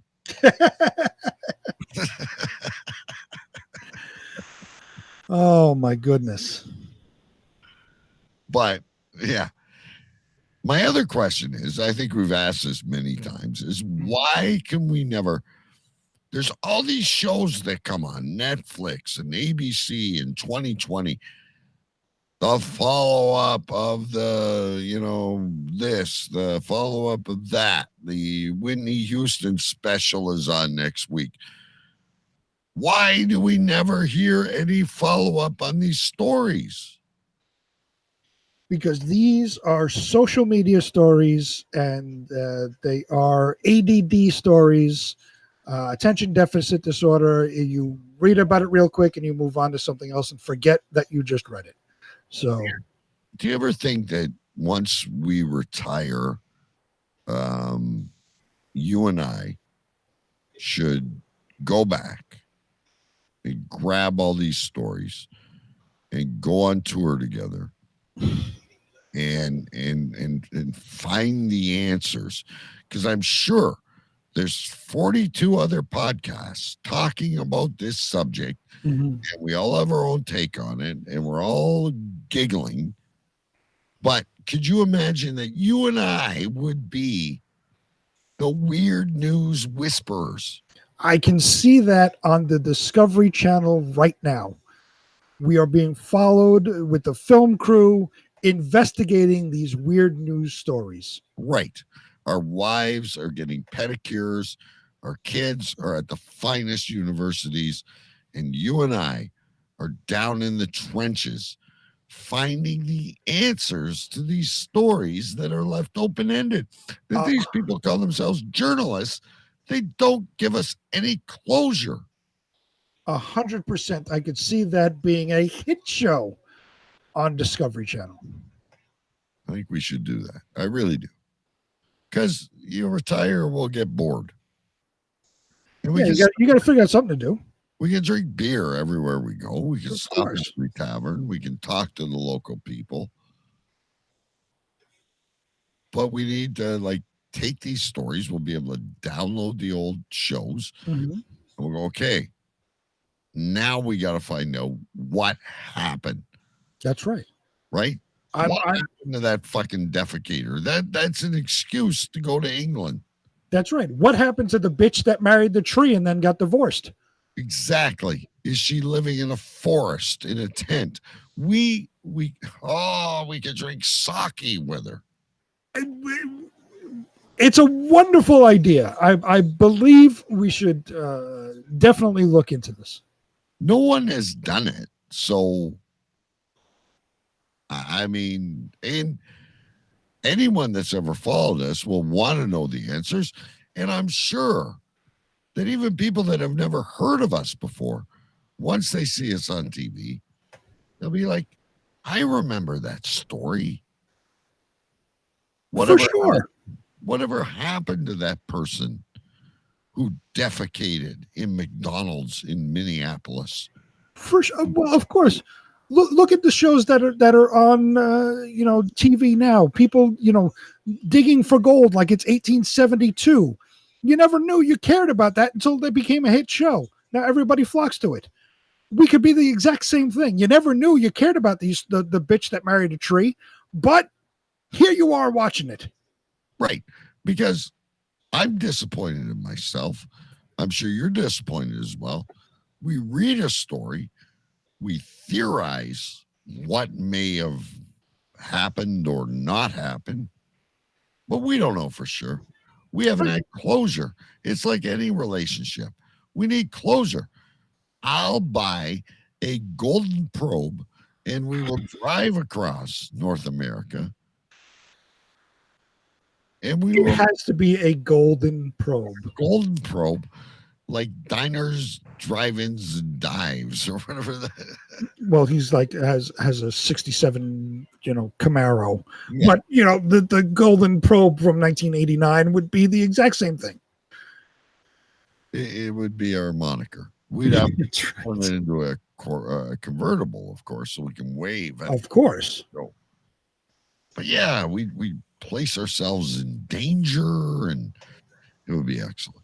All right, so next up, I believe, is an Olympic story. Well, I was going to ask, are we going to do more stories because we're running out of time, or are we playing Believe It or What? Time. Do you want to go to the big bang of the week and just do the bitch about the COVID? Or I was going to say Believe It or What, but you want to go right to Believe It or What? All right. Up to you.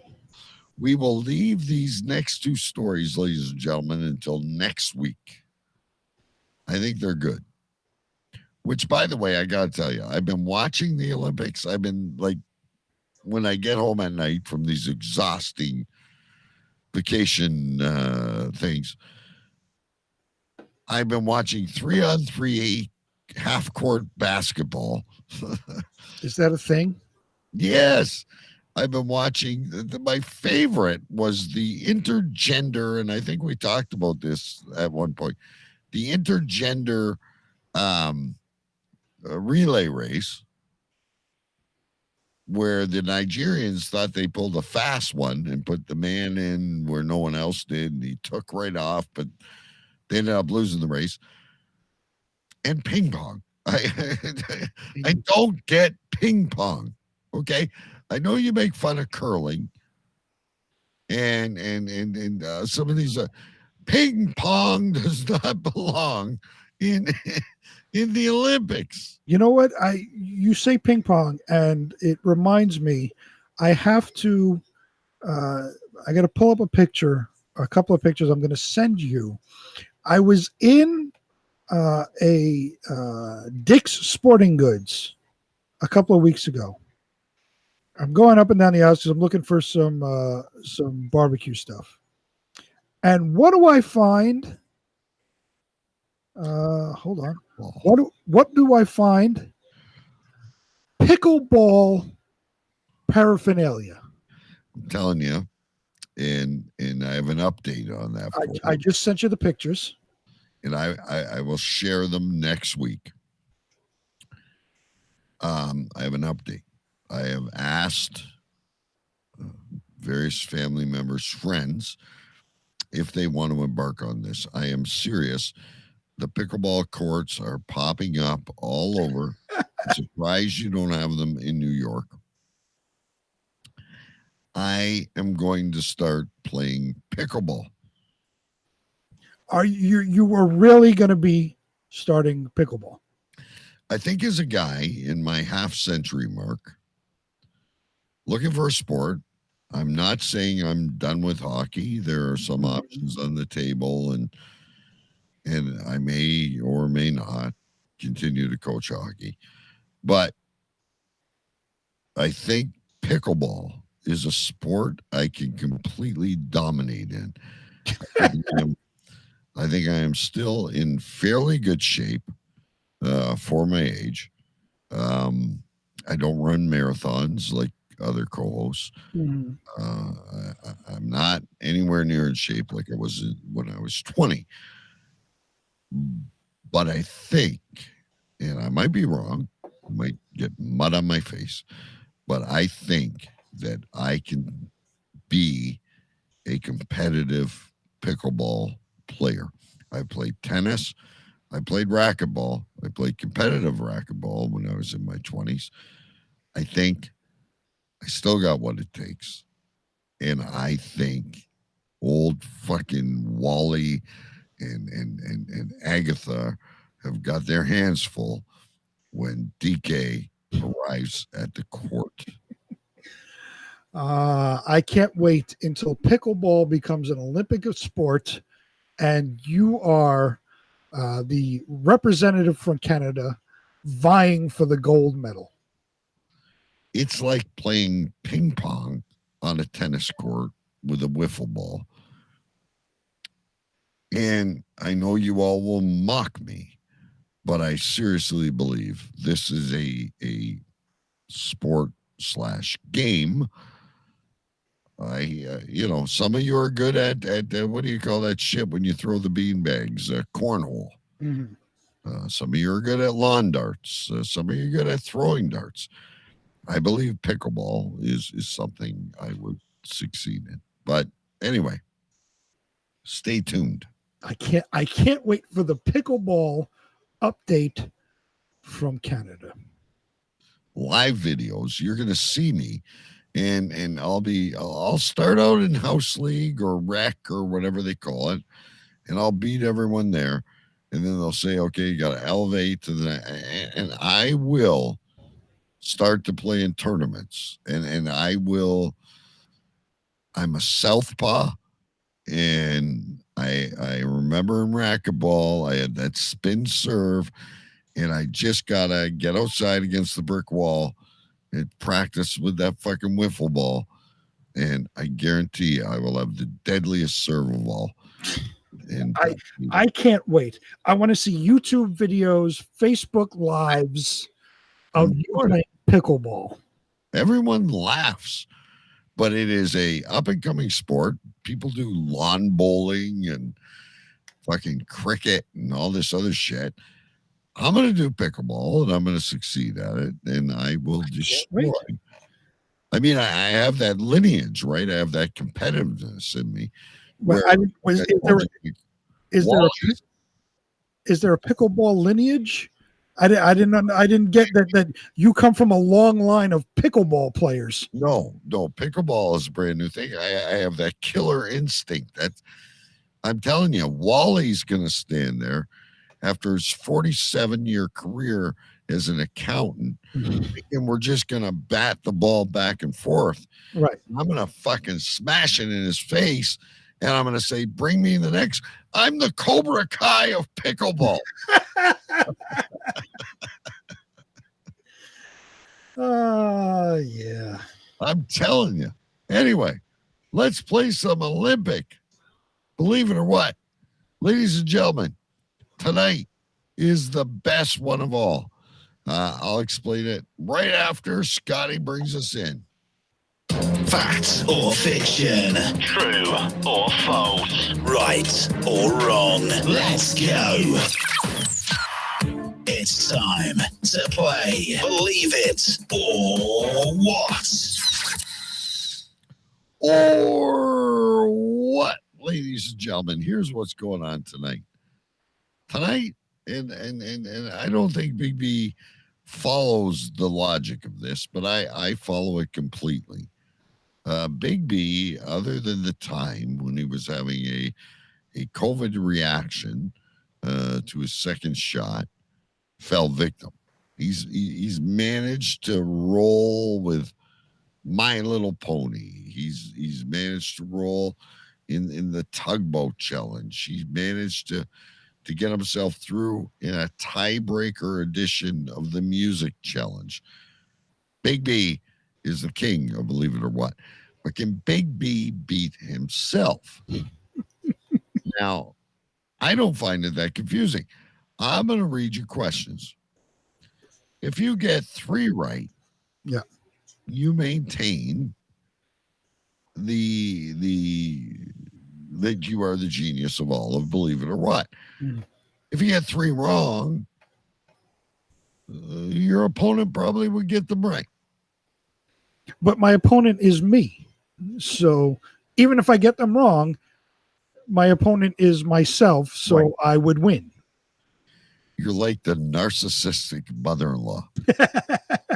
I'm going to wear white to the next Believe It or What segment. Right. So you are saying to yourself right now, I am the best there is, I am the best there was, and I am the best there ever will be. And I will not defeat myself during tonight's Believe It or What. How does that sound? In order to be the man, you got to beat the man. And right now, I'm the man. There you go. Here we go.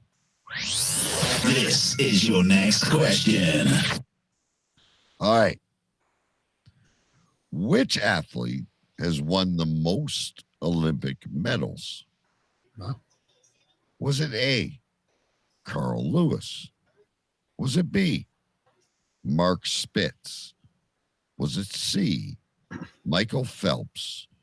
Or was it D, Larissa Latinana?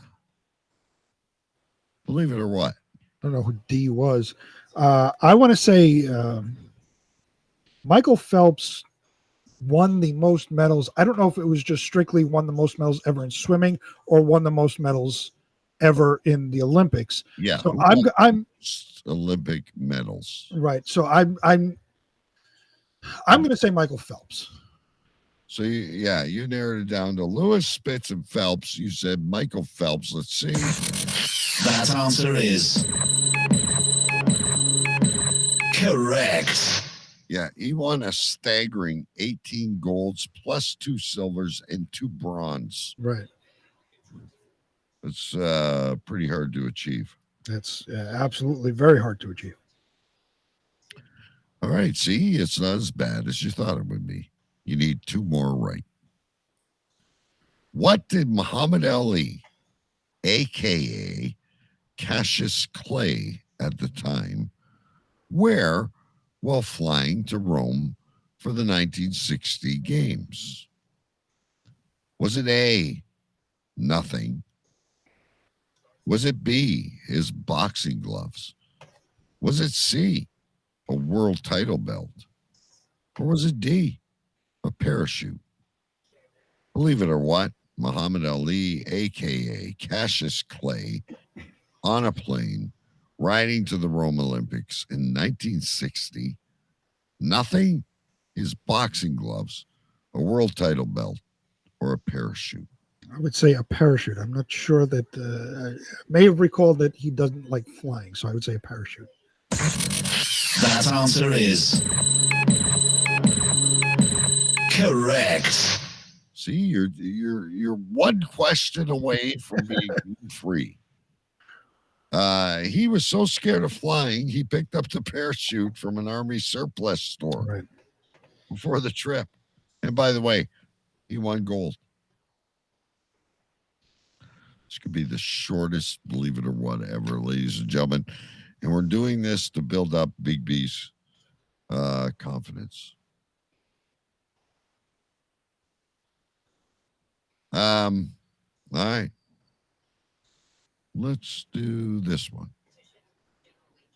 The first 12 ancient Olympics only featured, what's that? I said, Jesus Christ, the first 12 ancient Olympics. God. We're not going to make this easy for you. You knew that Muhammad Ali wore a fucking parachute. Who else would have guessed that? I would have guessed he had his heavyweight championship with him. Anyway, the first 12 ancient Olympics only featured one event. What was it? Mm-hmm. An 8-lap chariot race, a wrestling competition, the discus throw, or a sprint from one end of the stadium to another. Believe it or what? An 8-lap chariot race, a wrestling competition, a discus throw, or a sprint from one end of the stadium to the other. I'm torn between wrestling and discus.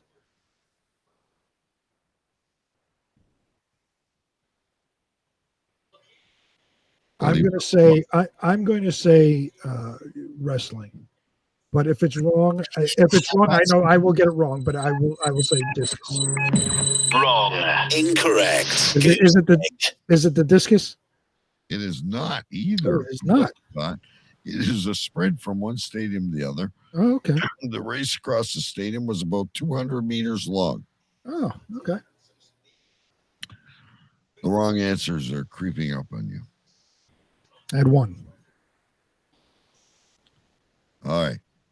For the victory or a overtime question. Which city has held the modern games 3 times? Is it A, Athens, B, London, C, Los Angeles, or D, Tokyo? Believe it or what, Athens, London, Los Angeles, or Tokyo has hosted the games 3 times.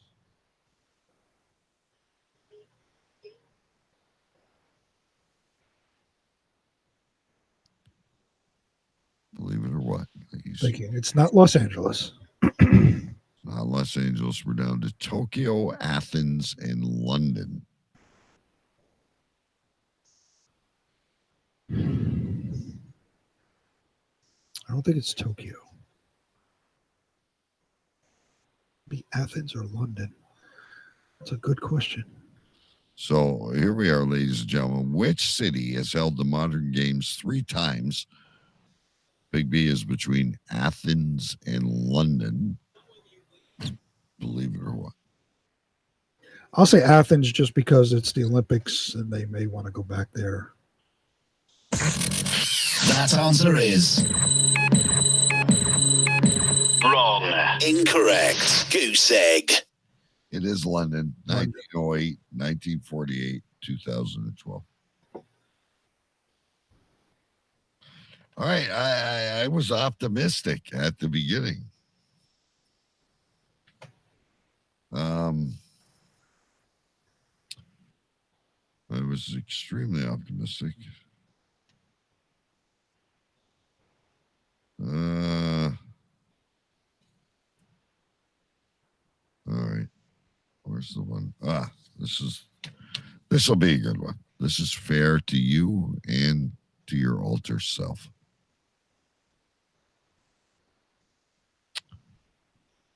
All right, here we go.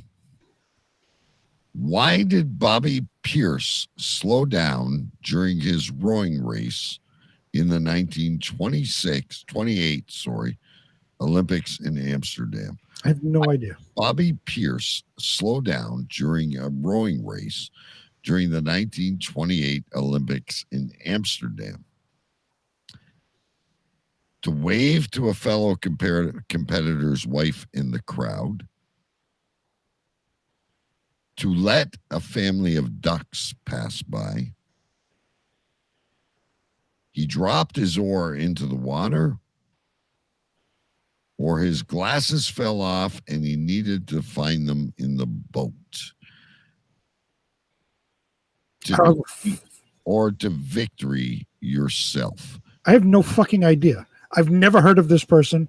I have no fucking clue whatsoever. Bobby Pierce, 1928. There was a disruption in the rowing race.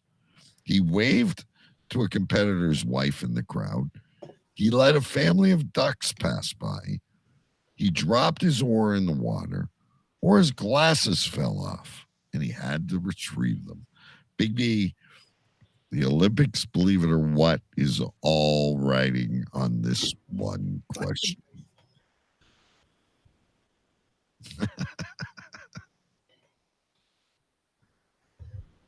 I don't know. Well, you got to pick one. I'm going to say the ducks. I have absolutely no idea. You see this all the time, even with My Little Pony and Vegetables and all these other ones.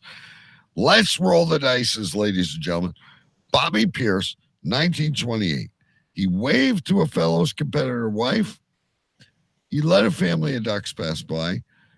He dropped his oar in the water, or his glasses fell off. Which one is it? Big B says he stopped for a family of ducks. That answer is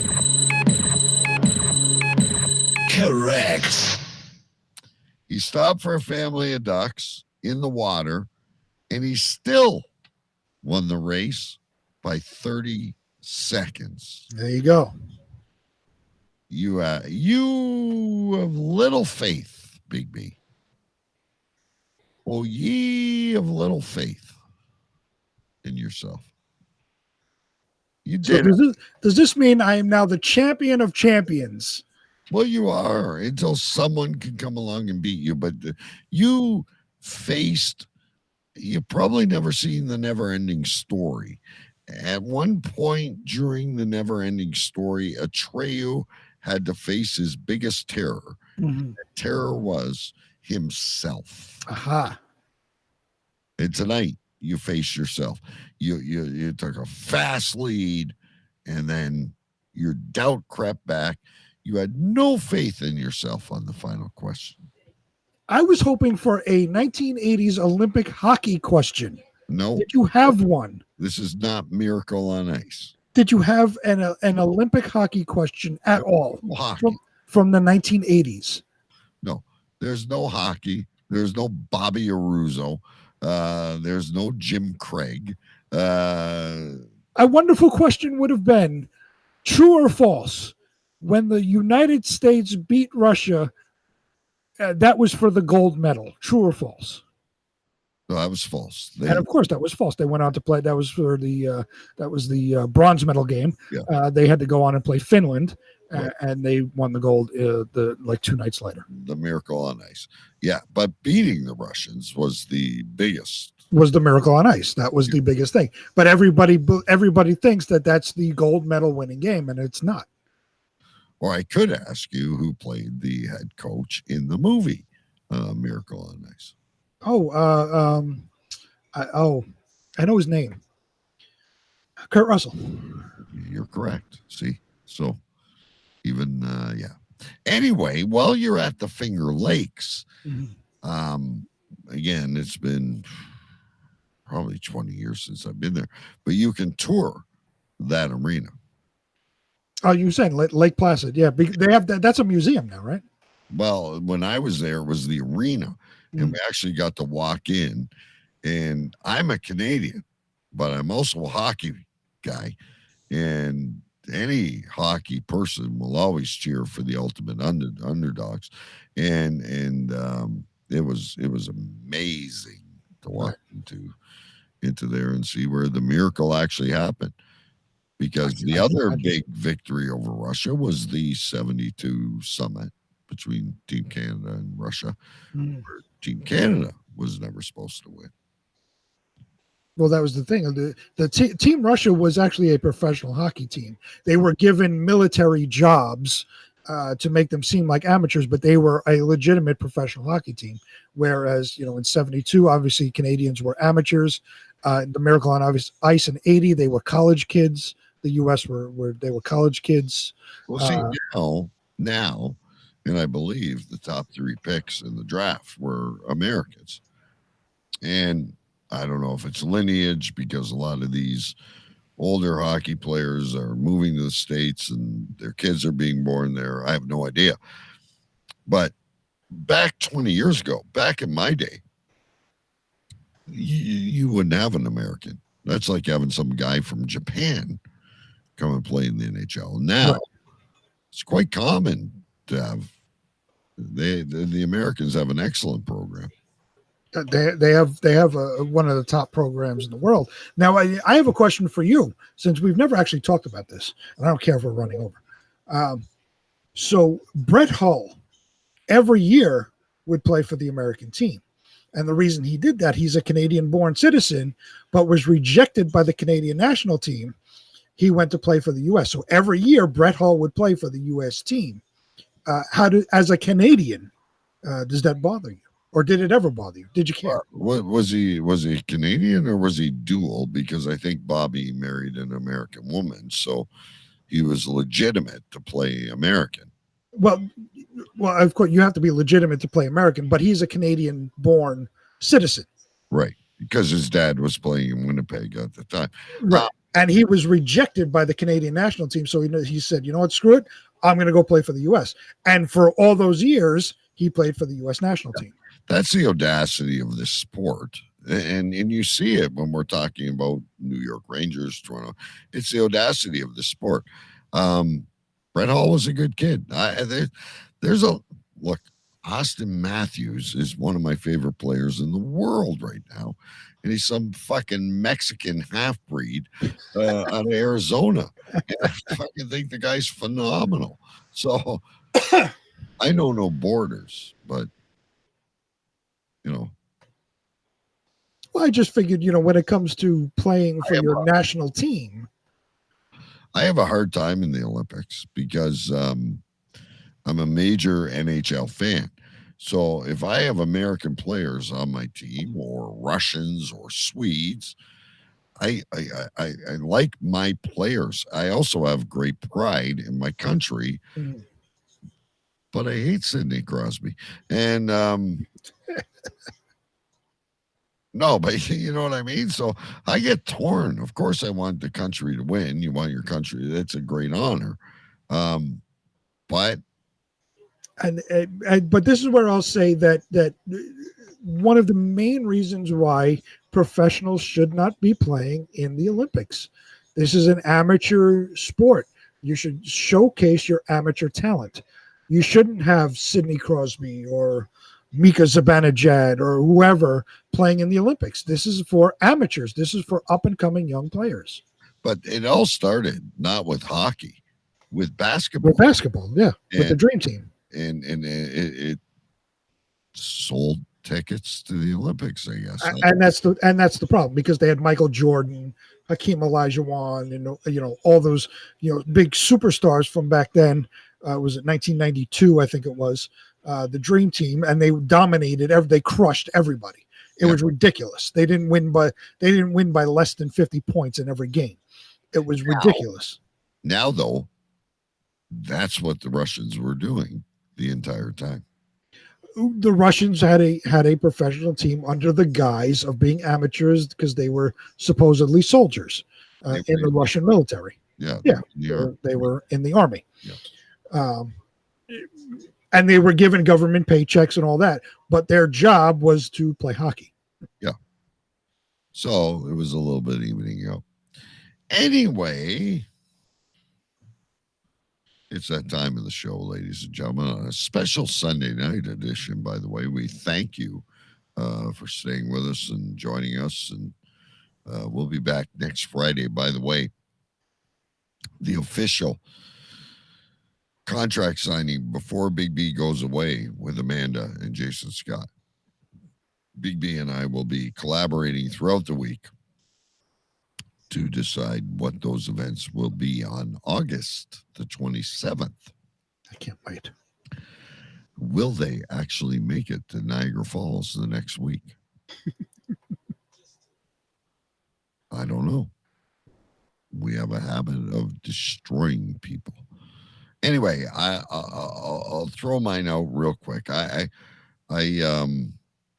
just have a few written down here. I have a blind legless amphibian. I have it's causing a hubbub. The corporate go-getter. And then I have two from Jason Scott. As beautiful as he is in the chat, ladies and gentlemen, did you text back? And she will get vertigo. I like those. I'm going to guess, ladies and gentlemen, tonight that Big B has 4. I wish I had a set. I got to put my phone back on. Is it wrong? I have a wrong. It is correct. Oh, it's correct. All right. The only one I have is that answer is Correct. I have 4. Wrong answer. I had the sound effect all queued up and everything. Only 4. These Only are 4. Good, ladies and gentlemen. I've been reading stories. I've been doing trivia games against myself. I only have 4. So I will save my favorite 2 for last. First one, I'm much more employable.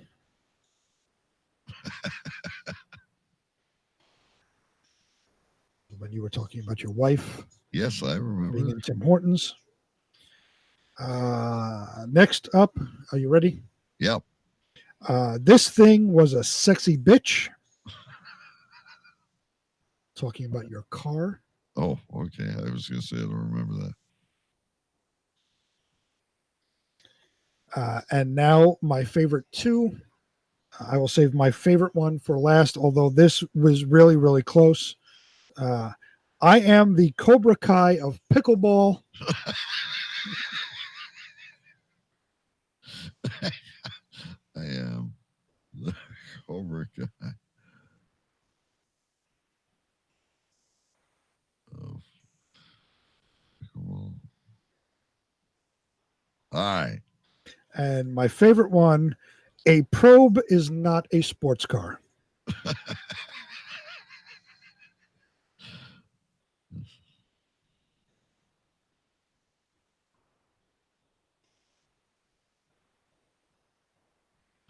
I thought there was a lot of fun stuff up there. I still like, did you text back? But most people probably would not get that. So I'm going to leave this in your hands. There are 2 people out there that I can see if they want to chime in, and we'll let them name the show. I am the Cobra Kai of pickleball. A probe is not a sports car. And did you text back?